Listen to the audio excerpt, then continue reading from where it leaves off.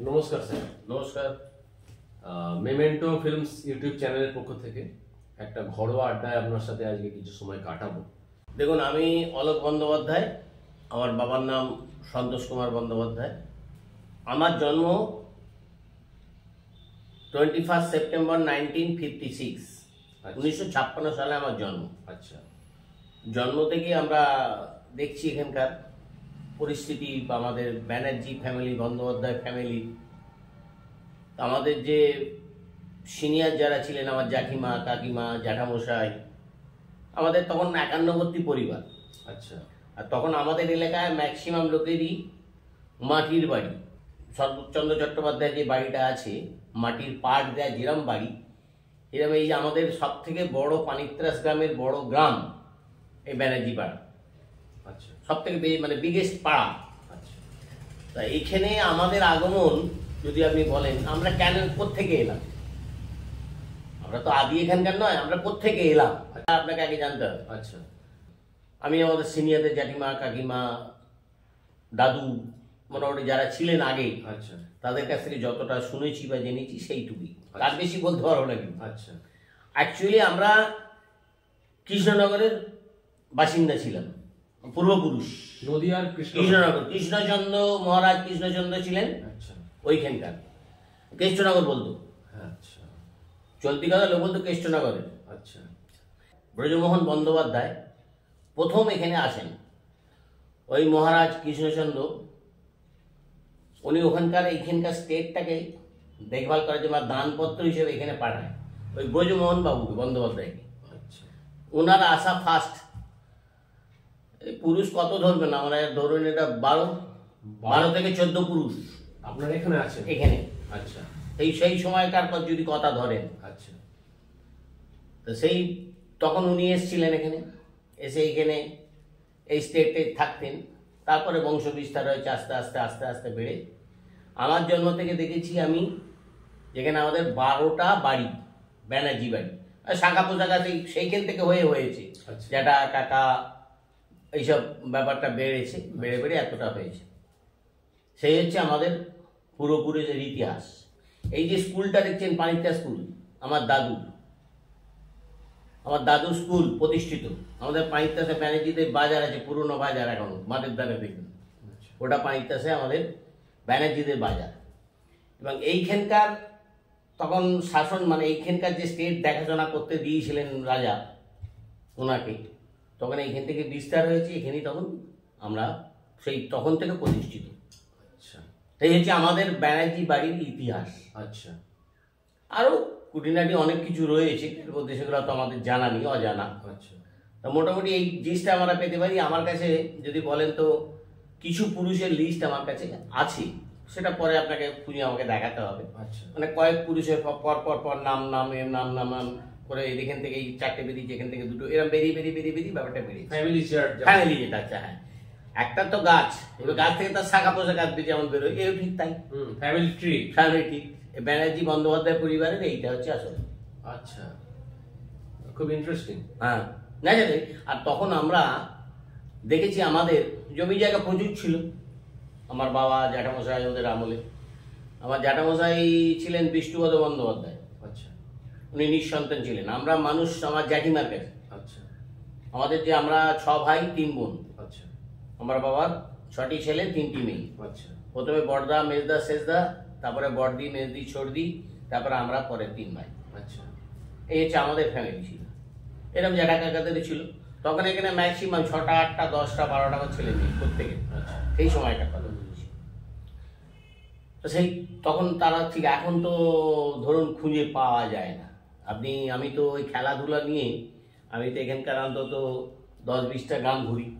আপনি জানেন ভালো করে নিশ্চয়ই খেলাধুলার সঙ্গে আমি আজ বহুত নিজে খেলাধুলা করতাম, আমার বহুত দিন খেলাধুলার সঙ্গে যুক্ত। চাই ছেলেদের কিছু হোক, যদি নিজের যতটা আছে দেওয়ার চেষ্টা করি, মাঠে নিয়ে যাই।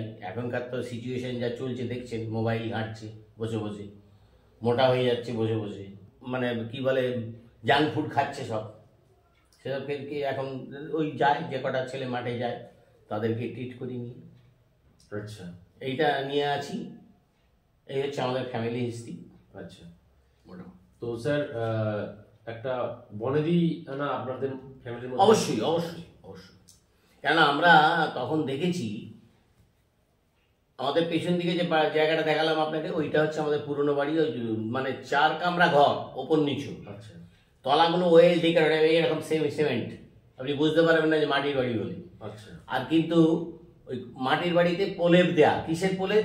পাঁক আর পাঁক মাটির সঙ্গে বালি আর ওই তুষ মিশিয়ে ডেকোরেটিং করা ছিল প্রত্যেকটা বাড়ি। আমার জ্যাঠামশাই ছিলেন দাশরথী বন্দ্যোপাধ্যায়, তিনকুড়ি বন্দ্যোপাধ্যায়, নীলরতন বন্দ্যোপাধ্যায়, অনেক জ্যাঠামশাই, তাদের বাড়িগুলো সব এরকম ছিল।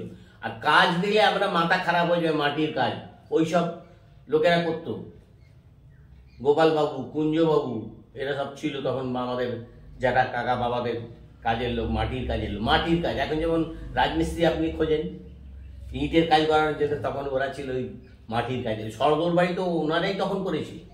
আচ্ছা শরৎচন্দ্র চট্টোপাধ্যায় যে বাড়ি, তখন ওনারাই ওই মাটির পাট দিয়ে দেয়, একদিনে তো হয় না, কিছুটা পাট করলো, তালপাতা দিয়ে ঢেকে দিল, শুকনো হলো, আবার তার উপর উঠলো।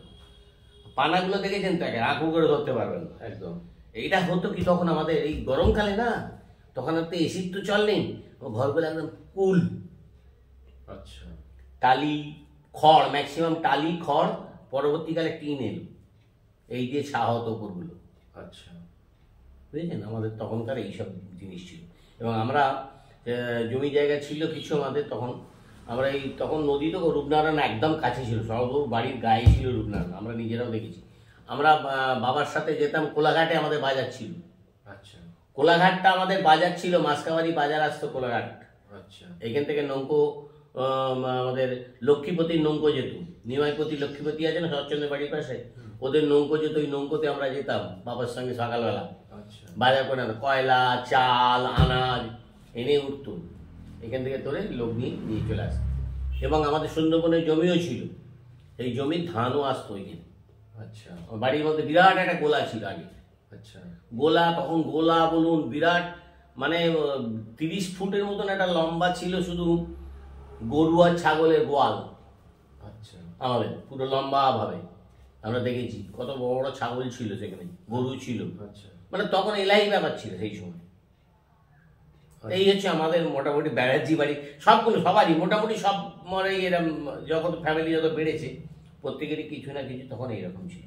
আচ্ছা এখন পরবর্তীকালে তারপর আস্তে আস্তে আস্তে লোক, এখনকার তো যুগে আর 8টা 10টা নয়, একটা কি দুটো কি নেই, ঘটনার নাম 1 2 কি নেই, হলে 1 2, নালে না, একদমই তাই। ব্যাপার ফ্যামিলি প্ল্যানিং হয়েছে এরকম, এখন সব ছিটকে ছিটকে ছোট ছোট ছোট ছোট হয়ে গেছে।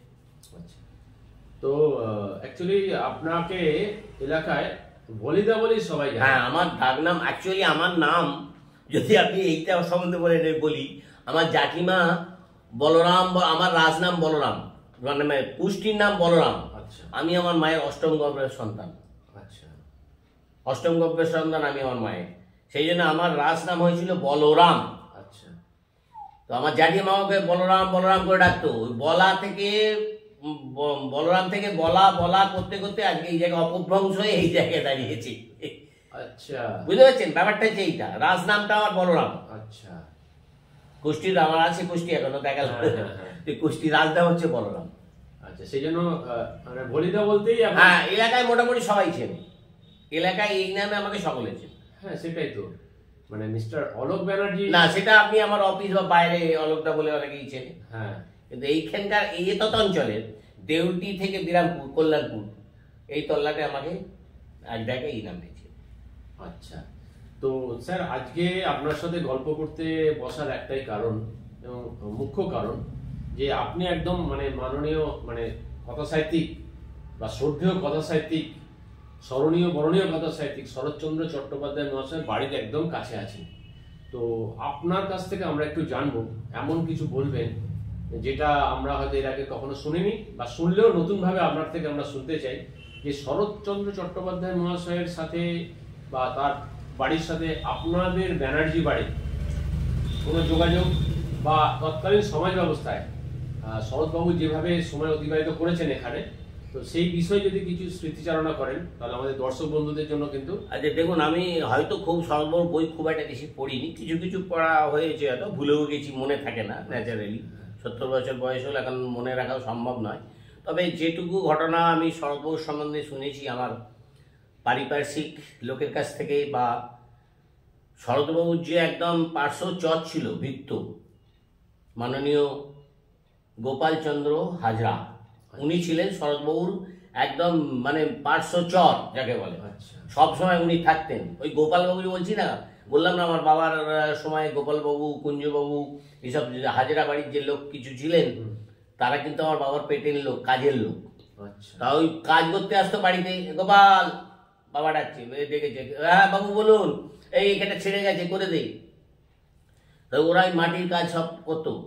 তখন ওরা যখন তখন আমরা ছোট, এবারে এসে আমরা চেষ্টা করতাম যে গোপাল কাকা একটু সর্বস্ব সম্বন্ধে কিছু বলো না। বলছে বাবু এখন বাবা বকবে, বাবু বকবে, মানে একটু বলো না, ও বাবা কিছু বলবে। তা বলতে এরকম যেমন ঘরওয়ালা এমনি আলোচনা করছি, তখন তাহলে বসুন বলে ওই হাত চালাচ্ছে, কাজ করছে, আর আমাদের গল্প করেছে। জানো অ্যাকচুয়ালি শরৎবাবুর জন্ম হচ্ছে দেবানন্দপুর হুগলি, কিন্তু মানুষ হয়েছিল ভাগলপুর বিহারে মামার বাড়িতে। তো ওইখানে লেখাপড়া শিখেছে, শিখে টিকে রেঙ্গুন চলে যায়। এটা সবই কিন্তু ওনার কাছ থেকে সেই কথাগুলো শোনা, আমি সেইগুলোই বলছি। গোপালবাবুর কাছে, গোপালবাবু যিনি একদম একদম পার্শ্বচর ছিলেন, আমার বেশ মনে আছে। তা সেই কথাগুলো এখনো স্মরণ করে অনেককে বলিও। তো সেই উনি চলে যান রেঙ্গুন, সেখানে বিয়ে থাও করেন শরৎবাবু রেঙ্গুন। এখন মায়ানমার বোধহয়, বার্মা তখন ছিল, বার্মা, মায়ানমার, হ্যাঁ বার্মা, রেঙ্গুন মানে বার্মা। সে চলে যায়, কিন্তু তখন সেখানে না প্লেগের খুব উপদ্রব, প্লেগ রোগ। তো সে উনি বিয়ে থা করেন শ্যামলী দাস না কি নাম ভদ্রমহিলা, এক ভদ্রমহিলার সঙ্গে ওনার বিবাহ হয়। তো বিবাহের পরে একটা বাচ্চা হয়, মেয়ে, কিন্তু প্লেগে দুজনেই মারা যায়। আচ্ছা। তো সর্ব মনের দুঃখ, তখন আর কি করে ওখান থেকে তারপর উনি পাত্তাড়ি ঘুরিয়ে সব ছেড়ে ছুড়ে দিয়ে কলকাতায় চলে আসে। এখানে এসে একদিন দিদির বাড়ি আছে অনিলা মুখার্জি না ব্যানার্জি, উনি টাইটেলটা ঠিক আমার মনে পড়ছে না, হয় মুখার্জি হবে না ব্যানার্জি, অনিলা ওই গোবিন্দপুর গ্রামের পাশেই ওনার দিদির বাড়ি। তো ওইখানে বেড়াতে আসে। বেড়াতে এসে ওনার জায়গাটা ভালো লাগে, তখন দিদি বলে, দিদি আমি এখানে জায়গা কিনবো, আমি বাড়ি করবো। এখানে আওয়াজ গায়ে বাঁধ দিয়ে যেতে গেলে পা পুঁতে যায় কাদা বর্ষাকালে, লম্প কুপি জলে, তখন তখন তো এইসব হেরিকেন ছোট লন্ঠন এইসব জলে। এইখানে বললো হ্যাঁ জায়গাটা দেখ, আমি এখানে বাড়ি বলে সেই ওইখানে তখন যেখানে এখন বাড়ি দেখছে এই জায়গা জমি কিনে বাড়ি তৈরি করে। বাড়ি কীভাবে করেন, ওই রেঙ্গুন থেকে বার্মাটি ওই যে কাঠ ফাট সব এসেছে, আর এখানকার ওই মজুর যারা গোপালবাবু, কুঞ্জবাবু, সব যেসব লোকের কথা বললাম যারা করতো, ওই পাট দিয়ে দিয়ে বাড়ি তৈরি মাটি। সেই বাড়িটা এখনো যে দেখছেন ওই ওই কনস্ট্যান্ট ওই বাড়িটাই আছে। 78 সালে বন্যা ওই বাড়ির দোরের উপর দিয়ে জল গেছে। আচ্ছা। কিন্তু বাড়ি কিছুটা ড্যামেজ হয়েছিল, তারপর পরে রিনোভেশন হয়েছে। আচ্ছা, এটা হচ্ছে শরৎবাবুর মোটামুটি ইতিহাস। আচ্ছা। আর এই যে শরৎবাবু যেভাবে সামাজিকভাবে সময় কাটিয়েছেন, বা ওই সময়ের মধ্যে শরৎবাবু যেভাবে তার জীবনকে অতিবাহিত করেছেন, তো সামাজিকভাবে শরৎবাবু উনি তো লোকের জন্য কাজ করতেন। আচ্ছা। উনি মানে একদম গরিব গুরবো যে লোক তাদের সঙ্গে ছিলেন, ওনার তাদের দুঃখ কষ্ট সহ্য করতে পারতেন না, তাদের জন্য আজকে উনি যে বিনা পয়সায় হোমিওপ্যাথিক চিকিৎসা করতে কাজে, আপনি যে একটা যেমন একটা জায়গায় করছেন, আপনি একজন ফিজিওথেরাপিস্ট, আপনি যেমন করছেন লোকের জন্য করছেন, তো উনিও ঠিক তাই তো সেবা দিচ্ছেন। তো সেই এইখানে আসার পর এই যে করতে করতে উনি একটা জায়গায় এলেন, লোক শরৎবাবু বলতে অজ্ঞান, এখানকার তখন এই ব্রাহ্ম সমাজে সহ্য করতে পারলো যে বাবা দুদিন আজ নয় কাল দুদিন না যেতে এসেই একবারে আমাদের মাথায়, তখন ব্রাহ্মণ সমাজ তো জানেন কিরম ছিল, যেমন তখন ছিলেন খগেনবাবু, খগেনচন্দ্র ঘোষাল, খগেন ঘোষাল, বেণীমাধব ঘোষাল, অনেক লোক ছিলেন সেই সময়কার। দেখবেন বইয়েতে আছে, গোপালবাবুরও নাম বইয়ে আছে দেখবেন, গোপাল হাজরা। বেণী ঘোষালের নামও দেখবেন আছে, বিভিন্ন উপন্যাসে উনি লিখেছেন। সেই তখন এইসব তারা কী করতো, যোগ এক ঘরে করো, সব বন্ধ করো, ধোপা, নাপি, সুতো, কামার সব বন্ধ, ওগুলোর পিছনে লাগবে, পিছনে লাগবে। তখনকার সমাজের কথা বলছি, ব্রাহ্ম সমাজই করেছে। আচ্ছা, এবার তাবেদারি লোক থাকে মানুষের কিছু, আপনি ভালোর দিকে লোক না পেয়ে খারাপের দিকে লোক এখন যেমন বেশি মানছে তখনও ছিল। আচ্ছা, ভালো কাজের লোক বেশি আসবে না, কিন্তু একটা খারাপ করতে যান দেখবেন আরো 20টা-30টা বেশি লোক চলে আসবে। তো তখনও এই জিনিসটাই ছিল, সেই দিকে লোক গিয়ে তখন, কিন্তু তা কি হয়? তো ওপরওয়ালার খেলা, বললেই কাউকে খারাপ করলে খারাপ বলা যায়? সম্ভব না, এটা কখনোই সম্ভব না। তিনি তার লেখনীর দ্বারা প্রমাণ করে দিয়ে গেছেন যে আমি কি করেছি। পল্লী সমাজ কোথাকার লেখা? আমাদের এখানের লেখা, পানিত্রাস, হ্যাঁ, এই জায়গার লেখা। উনি চিত্র দেখেছেন, লিখে গেছেন, প্রচুর বই হয়েছে। ওই যে ছোট ঘরটা দেখে বৈঠকখানা, যেটা ওনার বসার ঘর, আমরা দেখেছি গুপ্তি ছিল, ওই চটি চপ্পল আছে দেখেছি আমরা, একটা দেখবেন লাঠি আছে এরকম বাঁকানো লাঠি, ওইটার মধ্যে একটা গুপ্তি আছে, খুলে প্যাঁচ দিয়ে গুপ্তি বার করা যায়। আচ্ছা, সহজ বাড়িতে আমরা তখন ছোটবেলায় যখন খেলতে যেতাম, আমাদের আবঝা মনে পড়ে, আবঝা মানে হিরণময়ী দেবীর নামই ছিল ওটা, দাস বোধহয় উনি টাইটেলটা ছিল, যাই হোক, বলতেন ঘুমটা এরম ছিল একদম এতখানি ডোবন, আর বডিটা পুরো বেন্ট, নুয়ে নুয়ে যেতেন, আবঝা মনে পড়ে। আমরা ওনার বাড়িতে কুকুরটা দেখেছি, একটা ময়ূর ছিল দেখেছি বড়, ওই যে জায়গাটা কাঠ দিয়ে ঘেরা, ওইখানটা ময়ূর ছিল, আর পেছন দিকে একটা ঘর আছে, একটা বড় কুকুর ছিল, বিরাট কুকুর ছিল। তা আমরা তখন তো, এখন তো প্রাচীর দেখছেন, তখন তো ফাঁকা ওপেন ছিল সেই সময়, আমরা যখন ছোটবেলা ওদিকে খেলাধুলো করতে যেতাম। আচ্ছা, আম খেতে যাচ্ছি, তেঁতুল খেতে যাচ্ছি, পেয়ারা খেতে যাচ্ছি, সব তখন ছোটবেলায় যা অভ্যেস থাকে, গুড়ি ওড়াতে যাচ্ছি। আচ্ছা, এরকম ছিল আমাদের। তো এখন সময়ের সাথে সাথে অনেক কিছু পরিবর্তন, প্রচুর পরিবর্তন, প্রচুর, একটু না প্রচুর পরিবর্তন। তো তখন শরৎবাবুকে যারা একঘরে করেছিলেন, বা যে সমাজ একঘরে করেছিলেন, তার তো কারণ আপনি বললেন যে একজন বাইরে থেকে এসে এখানে এসে মানুষের মন জয় করে নিচ্ছেন, বা তার কার্যক্রম, মানে ওদের আধিপত্যটা নষ্ট হয়ে যাচ্ছে, যে আমরা এখানে আছি, আমরা এখানকার একটা মোটামুটি মোড়ল, মোড়ল বলে না, তখনকার দিনে মোড়ল ছিল, এখন যখন পঞ্চায়েত হয়েছে তখন মোড়ল ছিল, তো গ্রামের মোড়ল। হ্যাঁ, আমার কথা তুমি যদি না মানো তোমাকে অমুক করে দেবো, সেই রকম। হ্যাঁ, সেরকম মানে একঘরে করে হ্যাঁ, সমস্ত কিছু দিক থেকে তাকে বঞ্চিত করো। তো সেই যারা করেছিলেন তাদেরও তো বংশধর এখন আছেন। হ্যাঁ, নিশ্চয়ই। এখন এই যে শরৎবাবুর যে মানে কি বলবো সুনাম বা প্রতিভার যে বিচরণ ঘটছে, তো এখন তাদের জেনারেশনদের মুখ থেকে শরৎবাবু এখন শুনুন, ওই যে আমি যেটা আপনাকে বলি, আপনি যেটা বললেন, হ্যাঁ, এই যে ধরুন, মনে করুন ধরে নিতে বলছি, যে আমার বাবা গিয়ে আমার দাদু হাত করেছিল, ধরে নিন। আচ্ছা, তাহলে তারপর জেনারেশন আমরা এসেছি, হ্যাঁ, আমরা তখন বললাম এটা ভুল করেছিল, আমি কি বলবো ঠিক করেছিল? নিশ্চয়ই। তাহলে আমি এখন এই প্রজন্মে আমি বলবো না, এটা ভুল করেছিল, ওদের করা উচিত হয়নি। তখন হয়তো চাপে পড়ে বা ওই লাইনে পড়ে করেছিল। হ্যাঁ, ওই যে বললাম, ভালো জিনিস হলে 10টা আর খারাপ জিনিস হলে 50টা, এই একই ব্যাপারে পড়বে, একদম বুঝে গেল? একদম। তাই তখন আমি কি বলবো এখন এই যে প্রজন্মে এসে, আমি আমার ছেলে মেয়ে বলবে যে সর্ব যেটা করেছে খারাপ করেছে? কোনোদিন না, কোনোদিন বলবে না। ব্যাপারটা এটা একদমই তাই। মানে এই যে আপনি হ্যাঁ, এবার তাদের, আপনি যেটা বলছেন যে ব্রাহ্ম সমাজে যারা এইসব করেছিল বা তাদের যারা নিশ্চয়ই আছে, তারপরে যে তারা কি বলবে ঠিক করেছিল?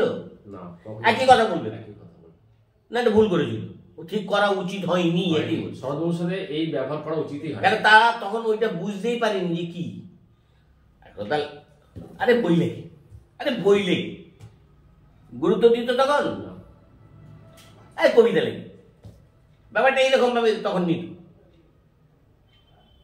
একদম।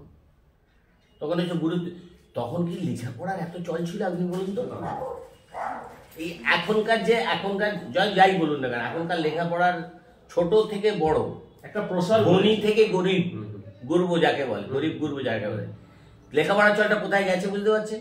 একদম। আপনি পাবেন একটা ঘরে গিয়েও যে লেখাপড়া করে নেই এরম লোক, কিছুটা হয়তো, পুরোটা যেতে পারেনি, আর্থিক কারণে মানুষ যেতে পারে না, কিন্তু আপনি কি পাবেন যে পেয়েছেন? না, এখন তো সম্ভবই না, কারণ শিক্ষার প্রসার ঘটেছে এবং স্কুলের দরজায় গেছে।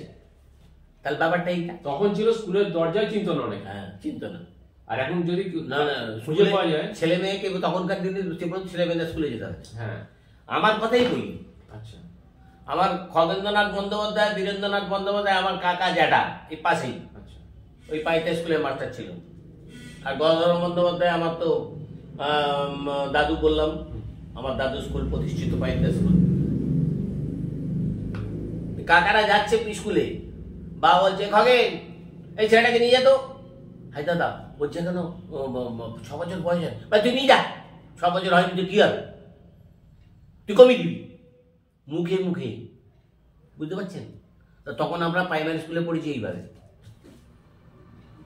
কোথায় পেপার, কোথায় কি, এখন আধার কার্ড, মুখ card, pan card, voter card কোথায় ছিল? ছিল না। তাহলে অরিজিনাল বয়স আমি বুঝতে পারবো না আমার কোনটা। দাদা ওদিন 4 বলে তুই 6 করে দিবি, কি বলবেন আপনি আগেকার লোকদের? এইটা ম্যাক্সিমাম ক্ষেত্রে হয়েছে, কিন্তু সেই সময় ম্যাক্সিমাম ক্ষেত্রেই হয়েছে। আগে 5 বা 6 না হলে স্কুলের দোরগোড়ায় 1 বা 2 বা যাই বলুন প্রাইমারিতে ভর্তি করতো না। না, এখন তো 2.5-3 বছরে ভর্তি হয়ে যাচ্ছে। হ্যাঁ ওই 6 বছর পর্যন্ত ওয়েট করতে হচ্ছে যাদের ক্লাস। তাহলে শিক্ষাটা কোথায়? আমি বলছি এখন 2.5-3 বছরে মায়েরা ধরে ধরে টানতে টানতে নিয়ে এসে আমি রাস্তা দিয়ে দিনবেলা দেখছি। প্লে গ্রুপ থেকে স্টার্ট করে হ্যাঁ প্লে গ্রুপ হয়েছে, আমার এখানে স্কুল হয়েছে, সন্তান স্কুল হয়েছে একটা। তাহলে শিক্ষার প্রসার তো বেড়েছে। শিক্ষা দরকার, একদম শিক্ষা দরকার, সবকিছু যাবে, পড়াশোনা কিন্তু দরকার।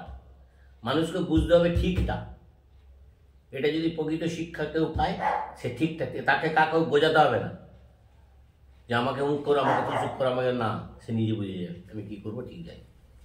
শিক্ষার আলো বা শিক্ষার জ্ঞান যার মধ্যে প্রবেশ করেছে তাকে কিন্তু পরিচালনা করা খুব কষ্টকর, মানে ভুল পথে না পরিচালনা না ভুল পথে, হ্যাঁ ঠিক ঠিক, আপনি একদম ঠিক কথা বলেন। ঠিক আছে। তো তখনকার দিনে শিক্ষার অতটা প্রসার না থাকার জন্য এবং একটা শ্রেণী আর কি মানে কন্ট্রোল করতেন সমাজকে, মানে তাদের উপরে কথা বলার মতো মানুষজন ছিলেন না, সাহসও পেতেন না। হ্যাঁ তখন রাজ গম্ভীর মানুষ ম্যাক্সিমাম চলে যায়, বাবা ওর উপরে কথা বলবো না। সেই কারণে তারা ঠিক করছেন কি ভুল করছেন সেটা তারাও জাজ করতে পারতেন না, মানে তারা যেটা করে গেছেন সেটা আজকে বসে বোঝা যাচ্ছে যে সেটা ঠিক করা হয়নি। সব ক্ষেত্রে ঠিক হয়, হ্যাঁ সব ক্ষেত্রে ঠিক হয়নি। তো স্পেশালি শরৎচন্দ্র চট্টোপাধ্যায় মহাশয়ের ক্ষেত্রে যেটা ঘটেছে সেটা তো একদমই ঠিক হয়নি। তো আপনি সেই মানে বালুচ্য বংশের আপনি একজন উত্তরসূরি হিসেবে আপনি আজকে বলছেন, মানে এটা কিন্তু একটা শিক্ষারই গুণ। আমি কি বলতে পারবো? আমি যতটুকু শিখেছি, যতটুকু দেখেছি, যতটুকু শুনেছি, সব শুনে গিয়ে বলতে পারবো ভুল? আগে বলুন। একদমই তাই, পারবো না। যেটা সঠিক সেটা বলতে নিশ্চয়ই ঠিকটা ঠিক বলুন, সাদাটাকে সাদা, কালোটাকে কালো। এটাই আমার বাবা মাও শিক্ষা দিয়েছেন, পারিপার্শ্বিক থেকে এই শিক্ষাটাই পেয়েছি। আমি পারবো না সরে আর ভয় আমার দ্বারা হবে। একদম। যে শরৎবাবুর বাড়ি, তার ইতিহাস তো আমরা জানলাম যে কিভাবে উনি এখানে এসে বাড়ি করলেন বা এখানে বসবাস করে অনেক মানে ভালো ভালো উপন্যাস আমাদের উপহার দিয়ে গেছেন। তো এই মুহূর্তে তো তখন সেই সময় যখন শরৎবাবু এসেছিলেন, আসার পরবর্তী সময়ে এটাও শুনেছি আমি, তখন স্বাধীনতা সংগ্রামের আন্দোলন চলছে ভারতবর্ষ জুড়ে, ঠিক আছে?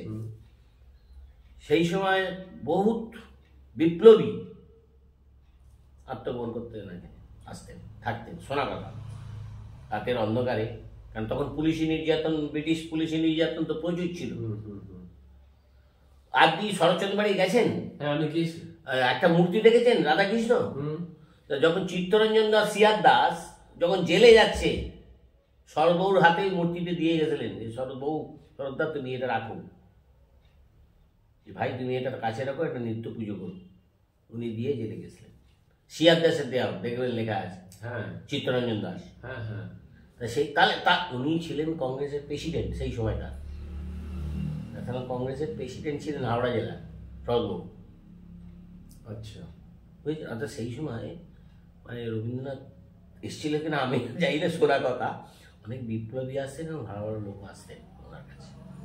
আচ্ছা আচ্ছা, মানে স্বাধীনতা সংগ্রামে উনি কিন্তু অ্যাক্টিভ প্রত্যক্ষ পরোক্ষ সমস্ত ভাবে একদম অ্যাক্টিভ সহযোগিতা করেছেন। আচ্ছা শিওর, এটা তো শিওর, এটা অস্বীকার করার জায়গা নেই। আচ্ছা আচ্ছা, তখন যারা বিপ্লবীরা আসতেন বা এখানে ব্রিটিশ শাসনে পানিত্রাস গ্রাম বা এই এতদ অঞ্চলে মানুষদের মেন্টালিটি কি ছিল, মানে মানে স্বাধীনতার যুদ্ধে বা স্বাধীনতার ওই আন্দোলনে তৎকালীন সমাজে সাধারণ মানুষের ভূমিকাটা ঠিক কি ছিল, মানে কতটা ইন্টারেস্ট ফিল করতেন বা না করতেন, করতেন না না করতেন, এটা আমিও বলবো। বেশিরভাগ মানুষই হ্যাঁ, মনে চাইতেন যে হোক ব্রিটিশ যাক। আচ্ছা, ব্রিটিশ কেন, তারা এখন হয়তো টিভি বা তখন অমুক তো অত ছিল না, ওই শুনে আসছে ওই মেরে দিয়েছে ব্রিটিশ দুটো বাঙালিদের দুটো ছেলেকে, বা ওই দুটোকে ধরে নিয়ে গেছে, এরকম ব্যাপার শুনেছে তখনকার দিনে। সেজন্য ভিতরে ভিতরে সবাই চাইতো যে ব্রিটিশ শাসন থেকে মুক্ত হোক আমাদের ভারতবর্ষ, ভারত মায়ের এটা বন্ধনটা ছিন্ন হোক। আচ্ছা, আর আরেকটা বিষয় বলুন, এই শরৎবাবুর সঙ্গে জানা যায় উনি অনেক সামাজিক কার্যকলাপের সাথে প্রচুর প্রচুর। ওই গোপালবাবুর কাছ থেকে আমার শোনা, একদিন বলছে রাত্রিবেলা তো উনি হোমিওপ্যাথিতে একটা গোপালবাবুকে নিয়ে সঙ্গে নিয়ে যেতেন, লন্ডন নিয়ে হ্যারিকেন নিয়ে রোগীর চিকিৎসা করাতে যেতেন। দেখবেন বাড়িতে ঘরের মধ্যে আলমারিতে রয়েছে এখন হোমিওপ্যাথিক ওষুধের শিশি। যাই হোক, সেই সময় তখন নদীতে একদম সরোবর বাড়ির গা দিয়ে বইত, যার জন্য বাড়িটা ওইখানে করেছিল। ওই বৈঠকখানা থেকে বসতেন, দেখতেন নদী আর লিখতেন। ওইখানে ডেস্ক আছে, দেখবেন একটা ঘরে ঢুকে দেখবেন একটা ডেস্ক আছে, ওর উপরে ফেলে লিখতেন। তা ওই গোপালবাবু একদিন বললেন যে একটা মড়া ভেসে এসছে, উনি দেখতে পেয়েছি। বলছে গোপাল, বলছে বাবু কাতে কি মড়া, কি আপনি বলে চ, বলে সেই রাত্রিবেলা আমাকে নিয়ে গিয়ে সেটাকে কলার ভেলায় করে তুলে নিই, কলার ভেলা কেটে তাতে কলার ভেলা করে তুলে নিয়ে এসে পাশে একটা জায়গা ফাঁকা জায়গায় গিয়ে এ করে মাটি চাপা দেওয়া হয়েছিল। সমাধিস্থ করেছিলেন, পরিবেশ রক্ষার্থে। হ্যাঁ হ্যাঁ করেছিলেন গোপালবাবুই সব কথা আমাদের জানিয়েছে। মাননীয় গোপাল চন্দ্র হাজরা, এই হাজরা বাড়ির সামনে গোবিন্দপুরেই বাড়ি ওনার। যিনি একদম মানে শরৎবাবুকে কাছ থেকে খুব একদম মানে পার্শ্ব চর বঞ্চিত, একদম পাশে বাঁধে ছিলেন সবসময়।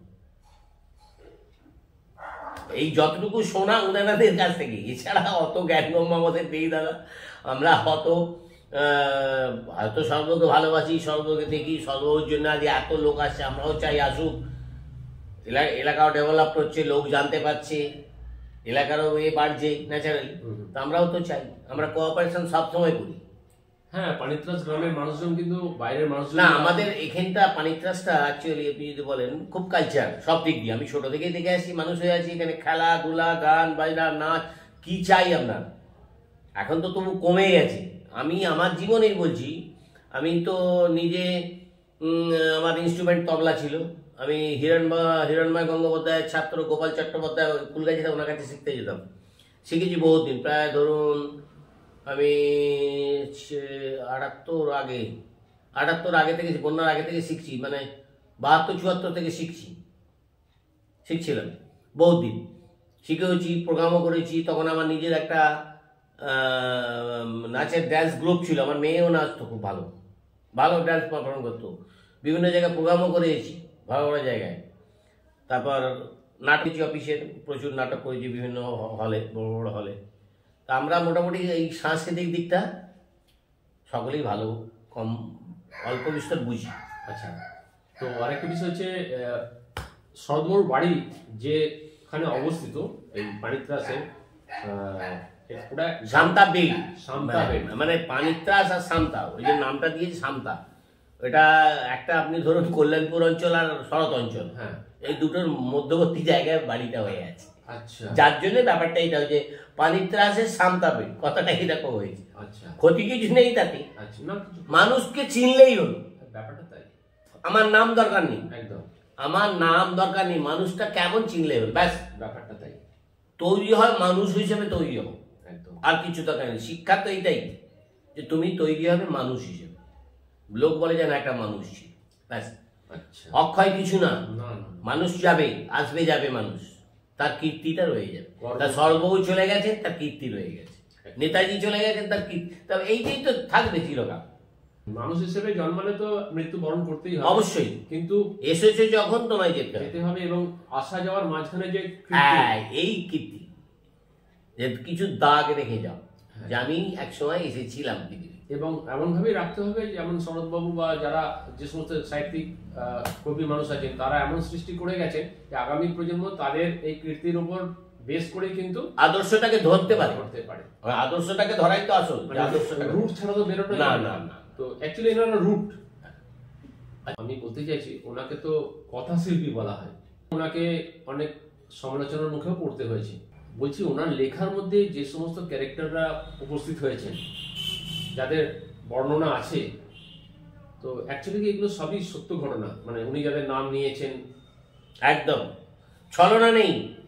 আমি একটা কথা বলি, ওনার লেখার মধ্যে কোনো ছলনা নেই, ব্যাস এইটুকু জেনে নিন।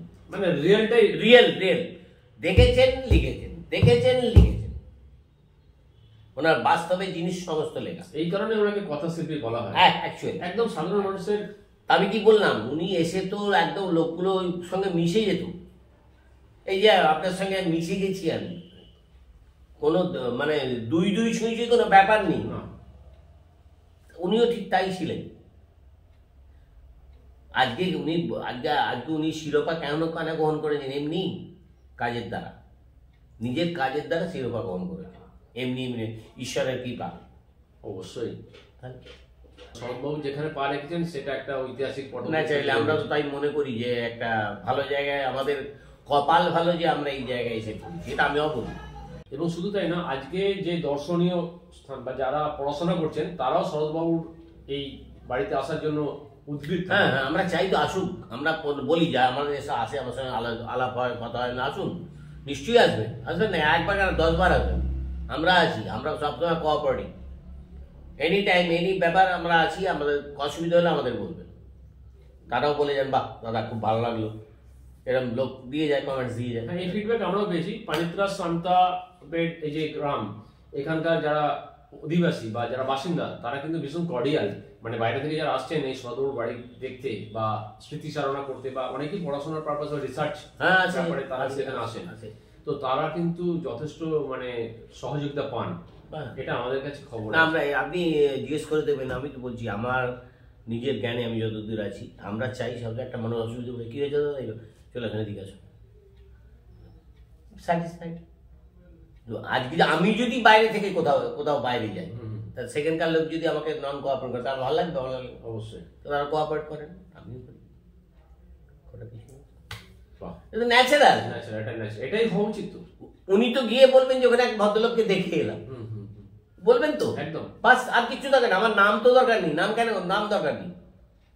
আপনার প্রবলেম হয়েছে সলভ করি, চেষ্টা করি মানুষ হিসেবে আমি পাশে থেকে আপনাকে যতটা আমার ক্ষমতায় আমি যতটা পেরেছি চেষ্টা করেছি সলভ করার। যেভাবে শরৎবাবু সাধারণ মানুষের পাশে থেকে নিশ্চয়ই নিশ্চয়ই মানে তার আদর্শে আপনারা ব্যাপারটা কিছুটা তো আসে। এটা তো এটাই তো শিক্ষা।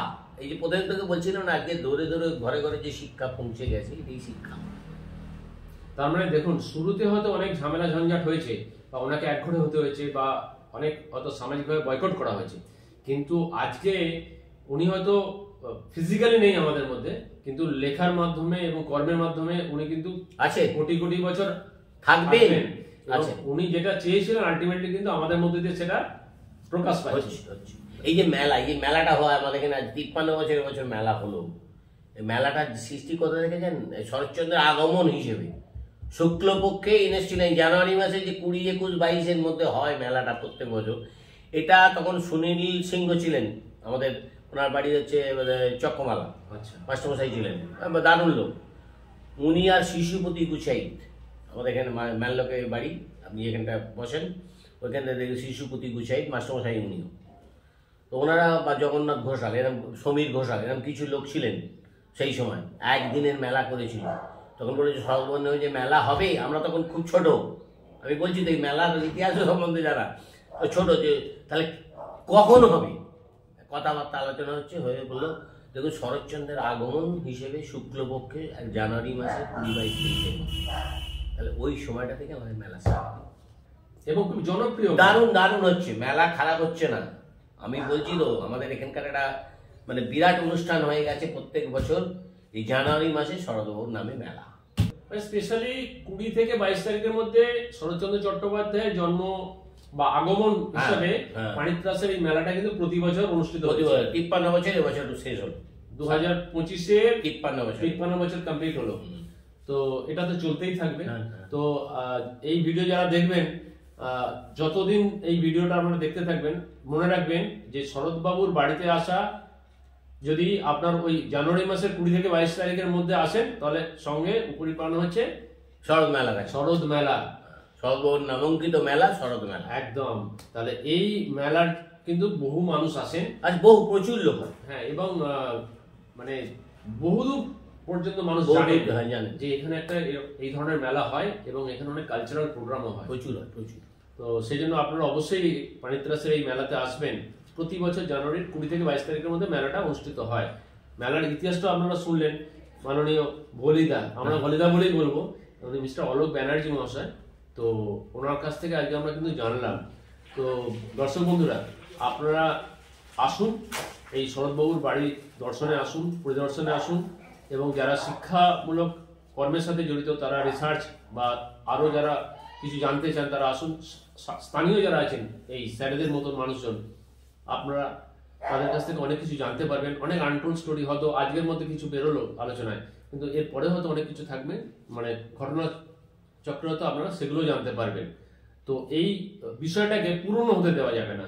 যত আলোচনা হবে, প্রতিনিয়তই মনে হবে শরৎবাবু এখনো আমাদের মধ্যে সেইভাবেই বিরাজ করছেন, তার সৃষ্টি অমলিন থেকে যাবেন, এবং আমাদের পরবর্তী প্রজন্ম তারা কিন্তু শরৎবাবুকে আঁকড়ে ধরে কিন্তু এইভাবে এগিয়ে যাবেন, এবং তিনি যেভাবে সামাজিকভাবে একটা উন্নয়ন ঘটাতে চেয়েছিলেন, একটা ব্যারিয়ারকে ভেঙে দিতে চেয়েছিলেন, সেটাই কিন্তু আজকে সমাজে উন্নয়নমূলক দিকটাকে কিন্তু উন্মোচিত করেছে। আর তৎকালীন ওই ব্যানার্জি পরিবারের সাথে একটা সংঘাত এসে গিয়েছিল, কিন্তু সেই ব্যানার্জি পরিবারের উত্তরসূরি হিসেবে শিক্ষার, শুধুমাত্র শিক্ষার প্রসারে আজকে সাদাকে সাদা, কালোকে কালো বলতে কিন্তু আজকের প্রজন্ম ভুল করছেন না। এটাই কিন্তু শরৎবাবুর সৃষ্টির মাহাত্ম্য। ঠিক। তো অনেকটা ভালো সময় আশা করি কাটালাম আমাদের বলিদার সাথে, মিস্টার অলোক ব্যানার্জি মহাশয়ের কাছে। তো স্যার, আমাদের দর্শক বন্ধুদের জন্য আপনি যদি কিছু বলেন, এই পানিত্রাস, শান্তাবে বা শরৎবাবুর বাড়ি বা এই অঞ্চলের মানুষজনের সাথে, যাতে সাধারণ মানুষের সাথে কথা বলেন। আসুন, আপনারা আসুন, অবশ্যই আসবেন। আমরা চাই আপনারা বেশি বেশি করে আসুন। দরকার যতদিন আছি এখন এই ধরাতলে, যদি সাক্ষাৎ হয় আপনাদের আরো কিছু শোনায় পাব। একদম, মানে একদম শরৎবাবুর বাড়ির পাশেই আমাদের বলিদার বাড়ি। বলিদা বলতে এখানে সমস্ত মানুষজন জানেন। একবার অন্তত স্যারের সাথে ভিজিট করে নেবেন, ভালো থাকবেন। Thank you, many thanks.